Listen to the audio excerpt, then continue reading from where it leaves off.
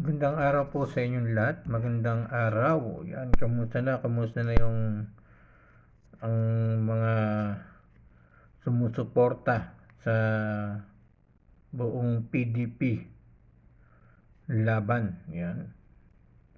Ito yung yung talagang pinag-uusapan ngayon mga guys. Yung tungkol sa pagpipili natin. Pero ang pipiliin natin mga guys ang totoo at karapat-dapat at alam natin sila ang magtatanggol sa lahat ng mga mamayan at sa mga mahihirap na kapwa natin. Kaya nire-recommend ko po sa inyo yan ang PDP laban.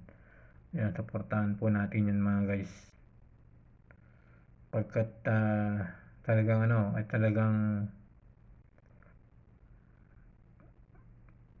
napatunayan na natin na sa mga miyembro ng PDP laban ay sila ang makakatulong sa atin, di ba? Lalo na ngayon, malapit na ang halalan. Ilang buwan na lang, 3 buwan na lang o 2 buwan na lang, 2 buwan na nga lang ay nalalapit na ang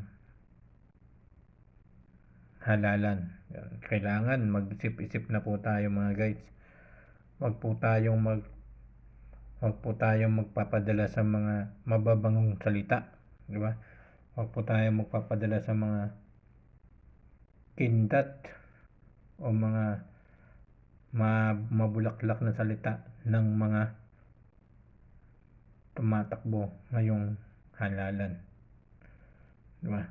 Kaya dapat ay ngayon pa lang ay pinag-iisipan na natin na kung sino yung ating mga iboboto, kung sino yung ating ilalagay na alam natin na makakatulong sa ating lahat, di ba?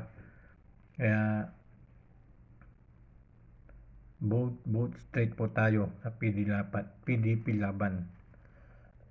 Lalo na kay President sa magiging president natin muli, di ba? Iyan. Tulungan po natin yung mga PDP laban na vote straight po natin sila. Pagkat alam natin sila po yung makakatulong po sa atin. Nakakasawa na, di ba? Nakakasawa na ang mga pangluloko. Yan, ang mga pangluloko ng mga magsasabi na tutuparin pero hindi naman tinutupad. Yan, ganyan ba yung gusto natin na Ganyan ba yung gusto natin na ilang taon na naghihirap ang mga Pilipino pero wala pa ring pagbabago, di ba? Nagkaroon ng pagbabago ng si President Rodrigo Duterte, Tatay Digong yung nakaupo, di ba? Maraming pagbabago nangyari, marami siyang nagawa na ikaaganda ng Pilipinas at sa mga mahirap. Talagang meron siyang pusong mahirap para matulungan niya ito, di ba? Lalo na yung mga tumabak sa gera ng mga sundalo, ng mga nasugatan, di ba? Talagang kinamusta niya, siyempre binigyan niya ng para matulungan. Yan, ganyan dapat ang ating ilalagay, iboboto. Kaya kailangan na natin talaga ng mamumuno na matutulungan yung lahat ng mga mahirap, mga kapos sa buhay, diba? Yung ikaaganda ng buong Pilipinas, ikakatahimik, lalong lalo na yung mga droga, diba? Yung mga kriminalidad, Napakarami nangyayaring kriminalidad ngayon, mga kababayan ko, di ba? Makikita natin iba't iba simula ng si President Bongbong Marcos ang naging ngayon ang muno, ay talagang bumalik yung mga kriminalidad na nangyayari sa buong Pilipinas, saan man tayong lugar, di ba? Ay makikita natin yung mga kriminalidad na yan.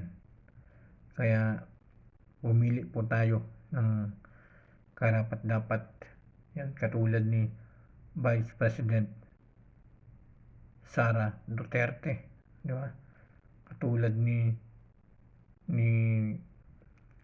Philip Salvador na tatakbo ngayong senador.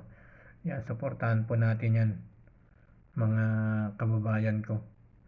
Basta vote straight sa PDP laban. Yan, maraming salamat po sa inyong lahat. Yan, huwag po natin silang kakalimutan kasi alam naman natin marami silang nagagawa, di ba? Lalo na si ex-president Rodrigo Roa Duterte. Ayan, yung isa sa pinaka ko dyan. Yan ang binoto ko nung nakaraan. Binoto natin si Tatay Digong Rodrigo Roa Duterte, isang may malasakit sa mga tao sa buong Pilipinas, sa mga mamayan at sa mga mahihirap na kapuspalad, diba? Kaya nagpapasalamat ako kasi napakadami pa rin sumusuporta kay Tatay Digong. Yan, at siyempre sa kanyang anak na si Vice President Sara Duterte. Talagang maraming salamat. Patuloy po natin sila suportahan. Yan, katulad yan ni Rodante Marcoleta. Isa rin po yan, suportahan po natin yan. Basta i-vote straight po natin yan. At saka si Philip Salvador, lahat ng suporta natin, si Senador Bongo, yan, isang may malasakit sa mga walang pambayad sa ospital, sa mga may sakit nang walang kayang may pambayad sa hospital, lalo na sa mga may cancer. Yan mga guys, kaya huwag po natin kakalimutan sila. I-vote straight po natin yan. Maraming salamat po sa inyong lahat. Yan, patuloy sa mga gusto po mag-subscribe ng aking YouTube channel. Yan, ako po si Tito Mike.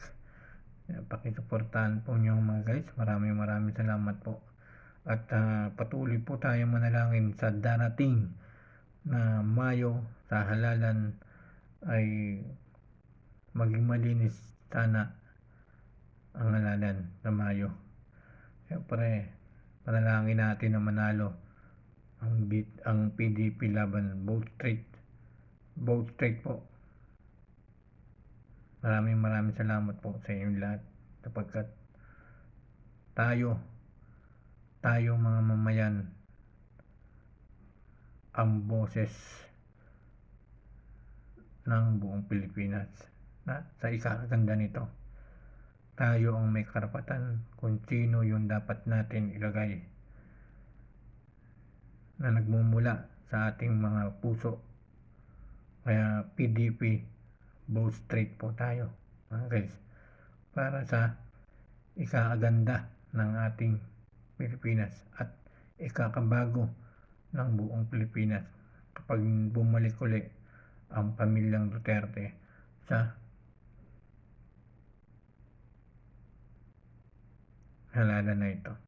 Maraming salamat po sa inyong lahat, sa mga nanonood po dyan, at suportahan po natin uli PDP, vote straight po tayo.